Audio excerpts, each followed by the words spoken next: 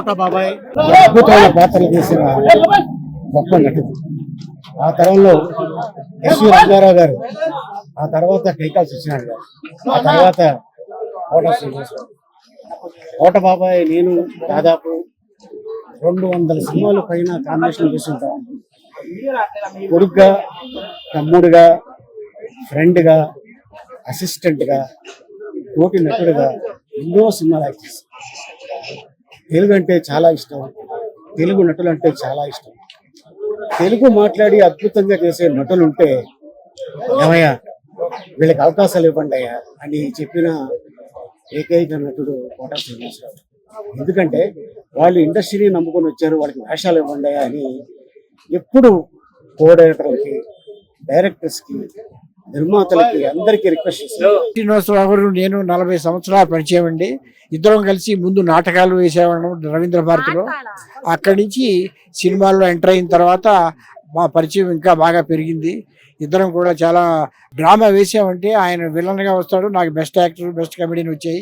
ఇలా చేసిన తర్వాత సినిమా ఫీల్డ్కి నేను ముందు ఎంటర్ అయ్యాను, తర్వాత ఆయన వచ్చారు. ఇద్దరు సమకాలీనం, ఆయనకి 82, నాకు కూడా 82. సో ఆయన లేడనే వార్త విని నేను చాలా బాధపడుతున్నాను. ఆయన ఆత్మ శాంతి కలగాలని. చాలా వరకు నార్త్ వాళ్ళకి అవకాశాలు ఇవ్వాలి, తెలుగు వాళ్ళకి ఎక్కువ ఇవ్వాలి అవకాశాలు అని మాట్లాడినాడు కదా ఆయన మాట్లాడాడు. ఆయన ఇది కూడా చేసాడు, నిరహార దీక్ష చేశాడు ఆయన. ఈ వీళ్ళ అవుట్ సైడ్ నుంచి తీసుకురావద్దని తీసుకొస్తే చివరికి ఏమైందంటే ఇక కలిసిపోయారు అందరూ. లాస్ట్ జూన్ ఎండింగ్ లో కలిసి మొన్న కలిసి ఇదే మాట్లాడి మేము ఏం చేస్తున్నాం, ఏ సినిమాలు వేస్తున్నాం అంటే నేను చెప్పాను, ముందు నువ్వు హెల్త్ చూసుకోవా. చాలా సేమ్ నాకు 82, ఆయన నాకు 1 year ఎక్కువ.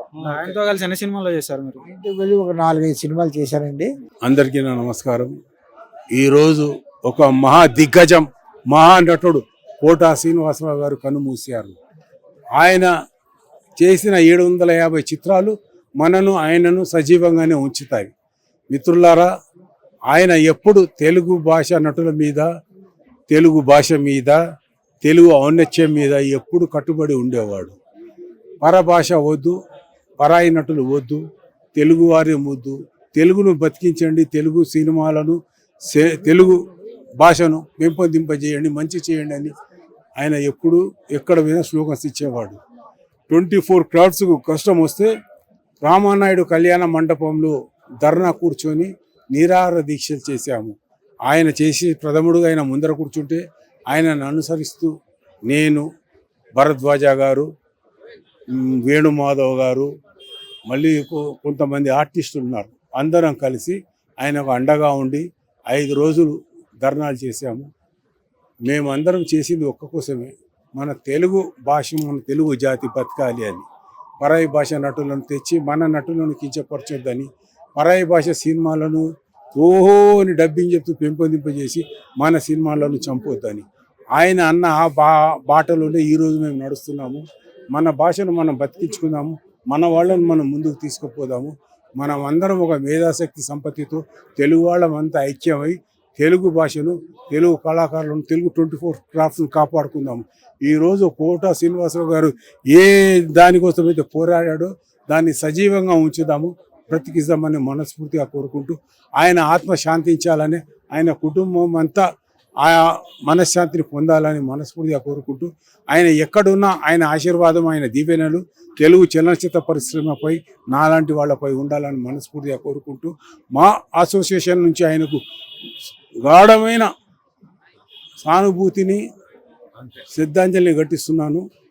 ఆయన చిరస్థాయిగా ఎప్పటికి ఉంటాడు, ఆయన దీవెనల పైనుండి మా అందరికి ఉండాలని మనస్ఫూర్తిగా కోరుకుంటూ, జై కోట శ్రీనివాసరావు గారు. కోట శ్రీనివాసరావు అమర్ హై, అమర్ హై. కోట శ్రీనివాసరావు గారు అమర్ హై. అందరికీ నమస్కారం అండి. కోట శ్రీనివాసరావు గారి ఇంటి దగ్గర ఉన్నాము. నా పేరు జ్వాలా చక్రవర్తి, సినీ టీవీ స్టేజ్ కళాకారుణ్ణి. కోట శ్రీనివాసరావు గారు ఒక వండర్ఫుల్ వర్సటైల్ యాక్టర్, ఒక legendary actor, one of the fantastic actor. ఎటువంటి క్యారెక్టర్స్ అయినా అవలీలగా చేయగలిగే మరి అద్భుతమైన నటులు. 750 సినిమాలకు పైబడి ఆయన చేసి ఎంతో మంచి మంచి అవార్డ్స్, రివార్డ్స్ తీసుకోవడము, అలాగే వారి యొక్క నటనతో ఎంతో మందికి మెసేజ్ ఇవ్వడం, మా బోటి అప్కమింగ్ ఆర్టిస్టులకు కూడా చాలా స్ఫూర్తినివ్వడం జరిగింది. వారితో నేను ఒక 4 సినిమాలు కాంబినేషన్లో చేశాను. దాంట్లో ఒక సినిమాలో నేను వారి అబ్బాయిగా ఇది సంగతి అని చంద్రసిద్ధార్థ గారి దర్శకత్వంలో చేయడం జరిగింది. వారి నుంచి ఎన్నో నేర్చుకున్నాను. వారు ఎక్కడున్నా వారి ఆత్మశాంతి చేకూరాలని చెప్పి కోరుకుంటూ. వారితో మీ అనుబంధం ఎలా ఉండేది సార్? అనుబంధం అంటే వారితో అలా క్లోజ్గా మూవ్ కావడం కాదు, అటువంటి పెద్దవారుగా వారిని చూసి భయపడడం కాదు. అందరినీ కలుపుకుపోయేవారు, అందరితో సరదాగా ఉండేవారు. ఏదున్నా ఆయన ఇలా చేయండి అలా చేయండి అని చెప్పేవారు కాదు. వారు ఎలా ఉండిన్నారు, వారు ఎలా చేసేవారు, వారికి ఏదైనా కష్టం వచ్చినా ఏదైనా ఇబ్బంది వచ్చినా వాటిని ఎలా ఎదుర్కొనేవారు, వారి యొక్క మాటలు చెప్పేవారు, వారి అనుభవాలను. ఆ అనుభవమే మాకు కొన్ని విషయాలలో మాకు ఎంకరేజ్మెంట్గా మిగిలింది. సో వారు ఎక్కడున్నా బాగుండాలని చెప్పి కోరుకుంటున్నాను. Thank you.